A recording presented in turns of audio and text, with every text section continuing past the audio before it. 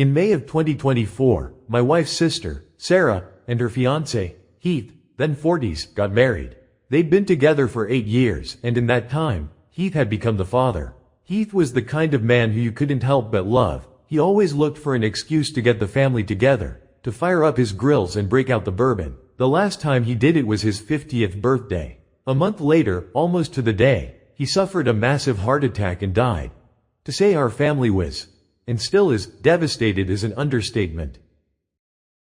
In May of 2024, my 40s wife's 40s sister, Sarah, 40s, and her fiancé, Heath, then 40s, got married.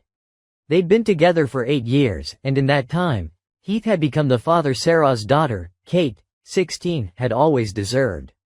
A few weeks after the wedding, he formally adopted Kate. Heath was the kind of man who you couldn't help but love. Funny, genuine, hardworking, always the first to offer help, always the last one to leave a party because he stayed to clean up. He always looked for an excuse to get the family together, to fire up his grills and break out the bourbon. The last time he did it was his 50th birthday. A month later, almost to the day, he suffered a massive heart attack and died. I stood with him as groomsman, as did our younger brother-in-law, 30s, and a good friend of Heath's. 6 months later, in the same church, we were his pallbearers. To say our family was, and still is, devastated is an understatement. Our side of the family is a close-knit bunch. We tend to drop the in-law title. My brothers-in-law are my brothers. My wife's sisters are my sisters, and their parents see the three of us as their sons.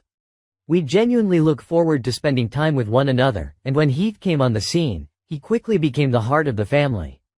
To both celebrate and mourn the same person in equal fashion in such a short time span was nothing any of us expected, and something I frankly wouldn't wish on anyone. Heath was meticulous in a lot of ways, but the only plan he didn't have in place was where he wanted to be buried. A few weeks before he passed, he and our mother-in-law, Jackie, 70s, talked about final plans, just conversation. No one knew anything was wrong at the time. She had mentioned wanting to be buried in a family plot with her grandparents and her parents.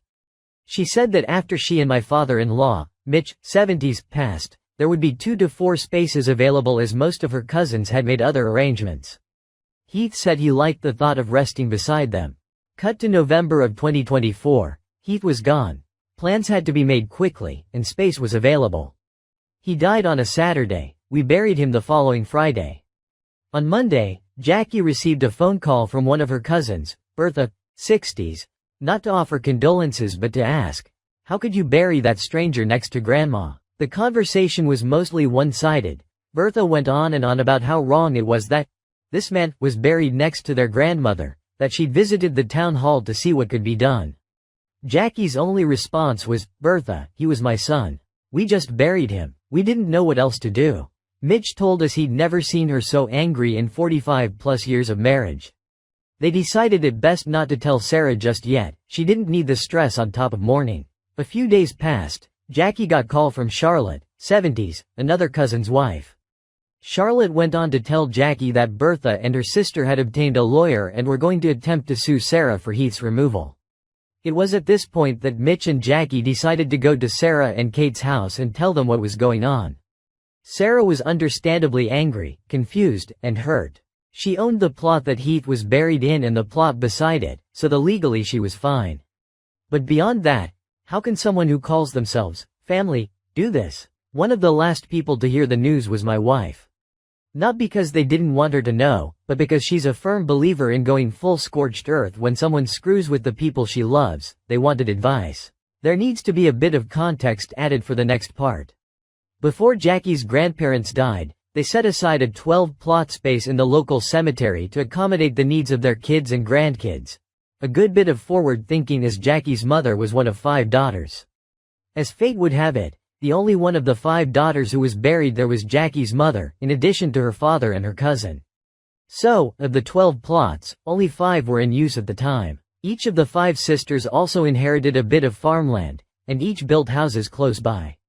Their children, Jackie and Bertha's generation, grew up close to each other, and so a few of them stuck around and built homes to raise their children as well. My wife and Sarah's generation. Jackie and her brother inherited some land from their mother, which they rented out to be farmed. Next to it is Bertha and her twin sister's land. Both are accessed by the same path, the only access to Berth's land. By the way, roadside access is owned by the state.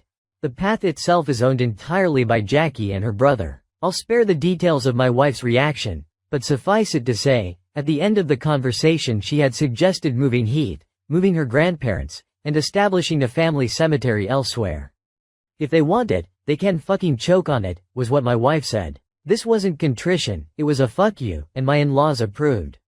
The legality of it all, and realized a little later, was that the majority of the remaining plots would become entirely unusable. Moving Heath and Jackie's parents would create 3 empty plots. Sarah's plot would be a 4th, Mitch and Jackie's would make 6 spaces total, all owned by our family. This means that of the original 12, there would be only 3 empty plots left not owned by us. In the interim, another family member passed and was buried there. 2 unclaimed plots of 12 with 6 sitting empty and can't be used. To some, that would be enough. To my wife, a woman who thinks burning bridges give off a lovely glow, this was only the appetizer to a meal that will take years to finish, more on that in a moment. We set aside space on the family's farmland to lay Heath and Jackie's parents to rest back in January of this year. It's quiet there, set against tall pines with open fields leading up to it. It's a good spot, and with plenty of room for those of us who want it to be our place of rest. The only issue is that the path to access it is pretty far away. At my wife's suggestion, when planting season starts, Jackie and her brother will ask the people who rent the land to disc over the path and establish a new one closer to the cemetery. By the way, as mentioned above, this is the only access to Bertha's land. We haven't told her, and we're not planning on it. The whole frontage of her land is covered in trees. Hopefully she finds out before the folks who farm it show up to start planting for the season. For all her disgusting behavior some I left out because this is already pretty long. Bertha is a highly respected medical educator in the community. She's known to just about every nurse in the county. Hell, she was my wife's nursing instructor in college. Thing is, my wife is also well established and highly respected in the community, and she's made sure that word is getting out about Bertha's behavior. It's a slow trickle, but that's often what wears stone down the best. Water is patient like that. Might take a little bit, but once it's done, you can't unchange what people know about you.